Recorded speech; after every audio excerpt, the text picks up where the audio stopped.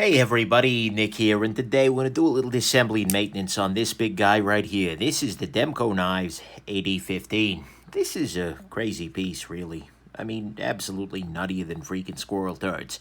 At some level, the knife is easy to understand. It's got this little back locky portion here that slides up and down, and that's mounted on some sort of spring or another.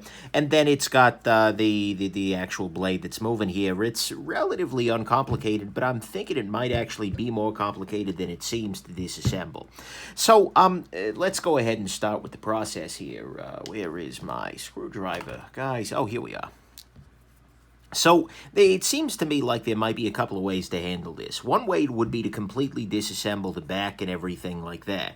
The thing is, though, I'm not 100% sure that that's a great idea because this is doubtless going to have some variety of spring in there. And I bet that what's going on here is that this pin serves as a hinge and then the three clip screws actually serve to lock the rest of the thing down. You can swap the clip around, though. I really don't know, but we're going to go on ahead and try it because, well, nothing ventured, nothing gained, right? Famous last words. So anyways, let's go ahead and start popping the clip screw out here. I'm just going to leave these guys in their arrangement on my little mat here. And if my hunch is correct, once I have done this, although actually what could be going on is that there is a series of titanium pins inside here, just internal pins that keep everything in alignment. Next thing I'm going to do is I'm going to pull out the pivot here. And by the way, we're all Torx T... he says, oh, it's all Torx T8. And then he realizes, no, it's not. It's not at all. Maybe T9? Yeah, pivot's T9. All right, whatever. And so we're going to pop out the pivot here. That's a beefy little pivot screw. There you go. So we'll pop out the pivot here, and then actually I'll pop out this back area as well, just because, well, we're going to figure it out. All right, and this goes in the back here. That's actually beefier than the pivot. Now, let's see what happens. Can I pull off this titanium and G10? So I can pull off the G10. So how is this thing being held together is the bigger question for me here. Okay, looks like this piece is going to happily come off here. The lanyard tube seems to be structural.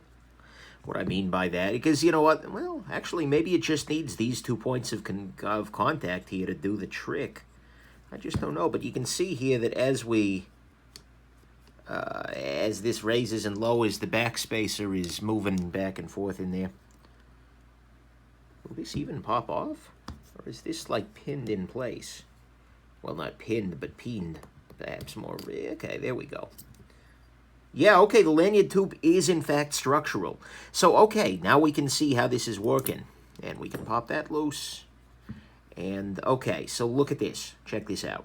So what happens here is when I open this lock, this scorpion lock, by the way, is the term for... Actually, I'm going to get the blade out of the way entirely because I'm scared of it. That's, by the way, a big old Teflon washer. How is this not wanting to come? Do I need to push the pivot through here? Is that what's going on? How am I going to get this blade out of here? It looks to me like the scorpion lock's the upper limit of its travel. Oh, no, there we go. Okay, we're good. All right, so what happens here is as we move this lock back and forth, you can see that it's actually pressing, the lanyard tube is compressing this spring, and so that's how this is moving. It is one just solid contiguous chunk of titanium, well, except this part here, which is pinned together. But that's actually a reasonably simple design. What's this void for here? Why are we crying out into the void? Frankly, what's this area? I'm really curious now. Is there a... I just don't... Oh, that must be for the lock, because sometimes they put in a secondary lock. That's my guess. So not all AD-15s are created the same. This one is a machine ground version, which is sort of the mid-techy approach. But this, you can also get some with a secondary lock, and that secondary lock must go in here and function a little bit like an axis lock, preventing this guy from moving backwards or forwards, and thus preventing the knife from unlocking. Yeah, that's exactly what's going on here. This is the hole for the lock, for the versions of this knife that include that lock. Okay. We're good. So we understand what's going on. And actually, like I said, it's a pretty parsimonious, sort of simple design going on here. This is, all that it really is one chunk of titanium and a spring. That spring is a freaking coil spring. Looks durable enough. So there we go. And we understand the knife. We've taken it apart. Let's go ahead and get the business down here. So this is a knife running on Teflon washers. That is not impressive to me. 100% no. Reason I say that is because, generally speaking, although the action on this is good, that's mostly on the virtue of its extraordinarily large blade, which will make pretty much anything slide well. So, you know, not a big fan of the Teflon there. I think this could be done a lot better. This other side here, the pivot seems to be pinned to something in place. I'm going to need something to get this freaking washer up off of here, because it's Teflon, it's fragile. Of a certain sort. It's not like bendy fragile, but it's terry fragile, so I want to be careful. Alrighty. There we go. Beautiful. So we got our pivots, our washers are cleaned off. Now let's just clean off the blade itself here. Why couldn't this be phosphor bronze, guys? Seriously. Why, given all the benefits of longevity, etc., this is a little bit... That's disappointing to me. I know that at some level that's biased. There were a lot of people shouting at their screen, "Nick, you jackass!" I should get that off the blade. Nick, you jackass! Teflon is just as strong, just as powerful, just as blah, blah, blah, blah. The thing is like a $600 knife. God damn it, guys, do it right. But that's neither here nor there. Okay, so it's time to reassemble. Because, honestly, there's not that much going on here. I'll clean off this region as well. But it's, again, pretty straightforward here. I'll probably help to use the right one of these guys. There we go. Clean this off. All right. So what I'm going to go ahead and do here is use just a hint of the nano oil. I'm going to use the 85 weight here because, you know, it's, you know, good and beefy here. Drop a little bit of the lubrication down onto there. Use this guy. Yeah, the other thing is you could probably run this completely without any lubrication. That is probably the one benefit that Teflon has, is that you can get your much worse action without any lube. But unfortunately, that also, well, at least to my mind, doesn't offset these things. This is tricky here. There we go. I think I've got this pulled all the way up here. Now it's just going to be a question of alignment, I think. Getting this aligned such that... Actually, would it help me to have this guy in the groove? No, because the scorpion arm doesn't deflect that much. Does it help me to lift the scorpion arm up? I mean, I got it off, so I must be able to get it back on, but guys, still. Holy crap. There we go.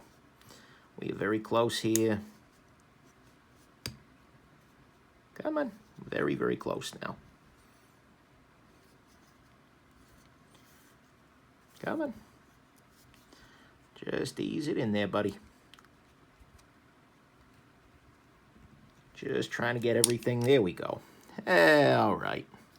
Just trying not to apply much force there, and a little more force may be needed there than I wanted there than I wanted to give it. But you know what? It worked. And all's well that ends well. Let's go ahead and again. But anyways, so you could probably run this guy without lubrication, and that has the sole benefit of that really is that it has a, actually going to use, this is the 85 weight. I'm going to switch to the 5 weight and just put a little bit right into here. That will get into the area, oh wow. Yeah, you can see that's actually freeing up some gunk and such in there. But this will just help to lubricate this process here. the lock sliding up and down a little bit. And I'm using the 5-weight oil there just because I want that oil to travel through capillary action down into there, because I don't want to dismount this entire thing. I certainly could dismount. Is that the term I wanted there? Unmount? Disassemble? Disassemble and unmount? I just don't know. Whatever it is, I don't want to do it, so I didn't do it. Now we can pop this guy back together. All of the washers are in place here. I will go ahead, drop the G10 back into position here. G10 is just G10. And since this is a titanium liner, I got no problems with corrosion, etc. No need to worry about that. Let's go ahead and drop some Loctite into here. And, well, not drop some Loctite into here. Apply some Loctite onto the screw. There we go. In the back here. Screw that into place.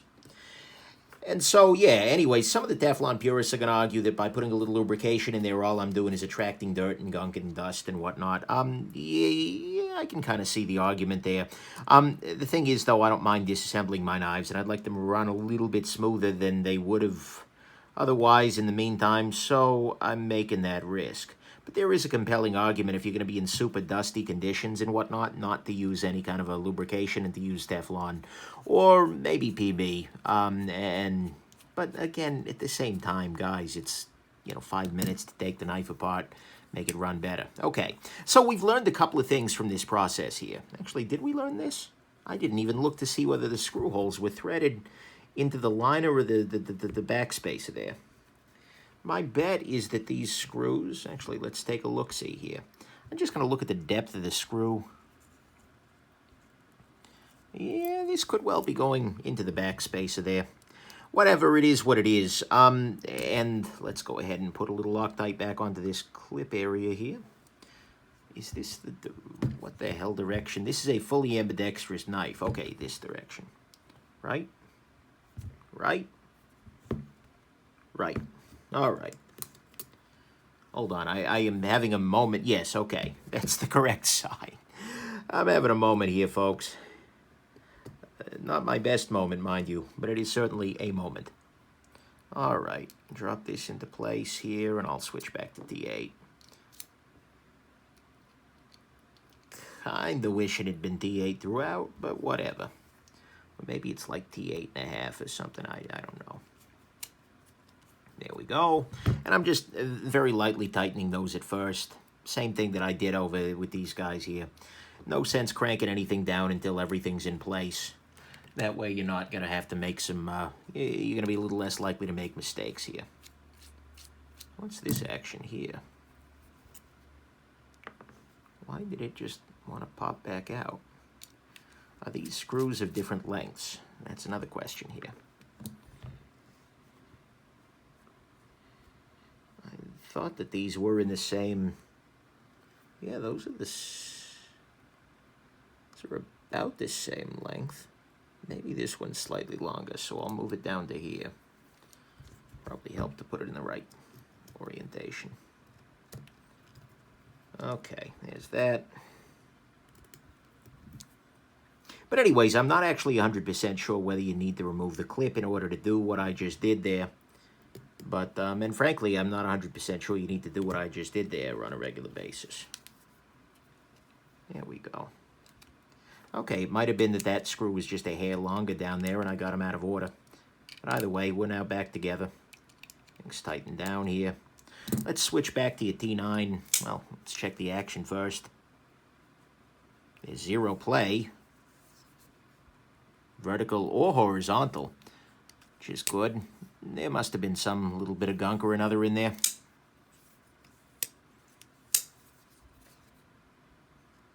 Yeah, we are all freaking set here. Does this need any further loving? I'm always happy to provide further loving here. No, I think we're all set here, guys. All right, there you go. Demko knives. Oh, actually, one other thing I'm going to do here is I'm going to use some of the 85 weight oil. Just put a little tiny bit here on this back piece. And then just use that. And then this back bar will apply it to the back of the knife. And that will allow it to a little bit more better slide along the back there. That's kind of a fool's errand, though, because this is sticking out past there, but I figure at least it'll be on the inside of the groove there and on the back of the bar. You know, it'll wipe itself off, but yeah, wow, it's nice. It may be Teflon, but it's pretty damn well done for Teflon. There you go. Alrighty, hope this is interesting to you. Have yourselves just an absolutely wonderful rest of your day. Bye now.